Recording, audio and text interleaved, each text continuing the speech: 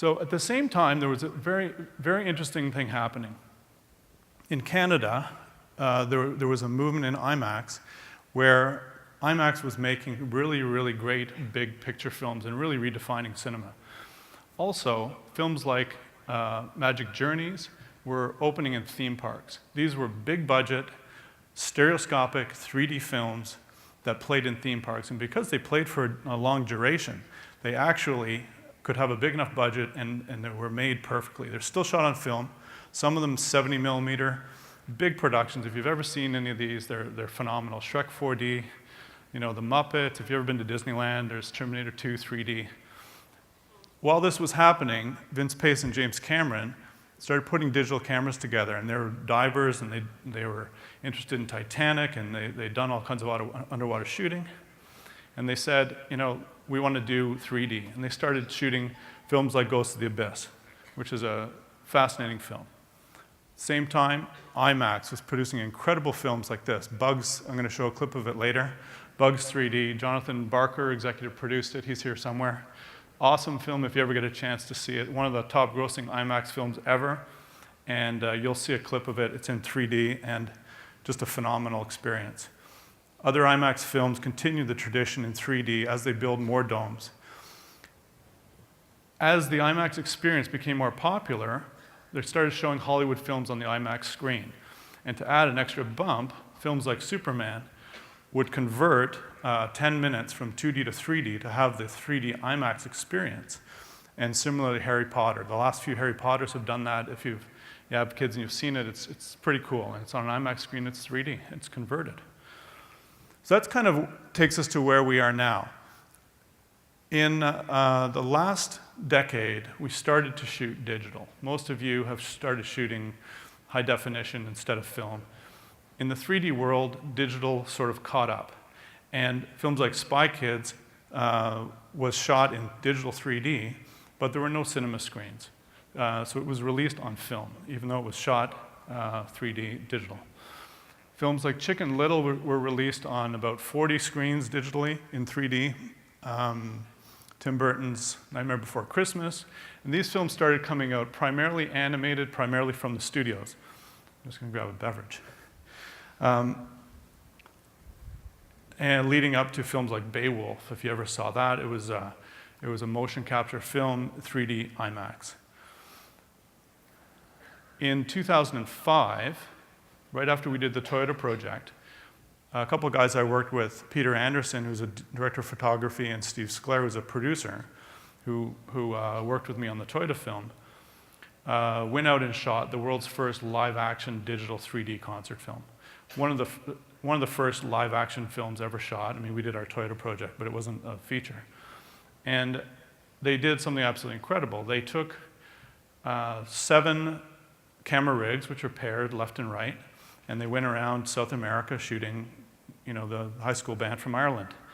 And it was so unprecedented what they were doing. They were using SR decks, if there's technical people here.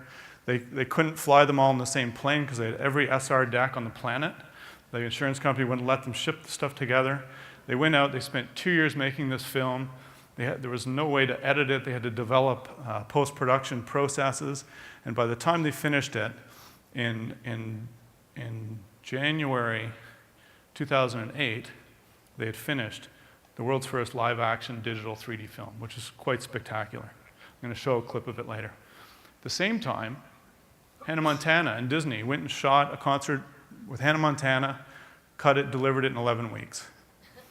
So the technology was just speeding up really, while the 3D guys were pulling their hair out, developing technology. Quantel, who is a big edit post-production company, developed the Pablo, and Hannah Montana was able to be cut in 11 weeks and delivered same weekend.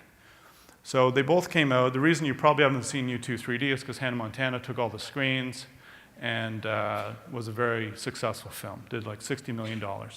Cost $9 or something. A bunch of other films have come out since then. The Hollywood studios have completely committed to 3D. DreamWorks, Disney, all the animated films from now on will be 3D. And as Avatar came out, there's just more and more dedication to 3D. The ticket price is higher, the exhibitors love it. It's really very successful for the cinema exhibitors. Coraline, a great film. If you ever had a chance to see that, I highly recommend it. So why 3D? Why now? One word, digital. It wasn't digital before. So now it's digital acquisition. We shoot left and right eye.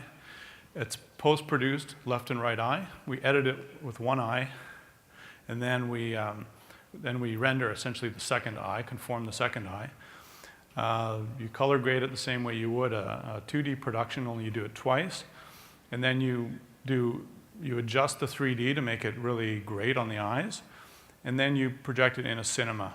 So what you're going to see today is we're going to show you there are digital files. So it's a single file with left and right eye digital data.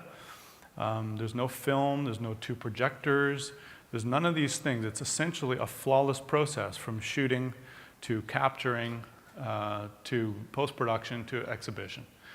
And you can now see it on your TV. You can see it on a monitor on set. You can, I'll talk about the lounge a little bit, but you can see it on TV.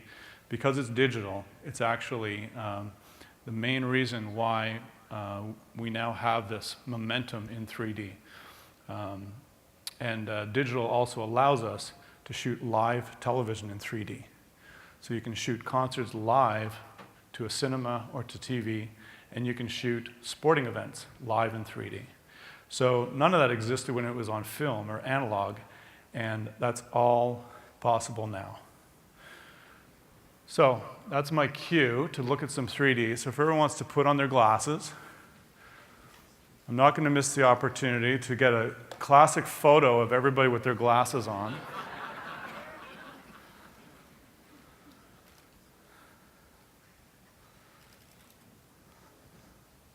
And they're going to show about 20 minutes of content, some commercials and projects that I've done, as well as some of U2 3D and some sports and Jonathan's Bugs trailer.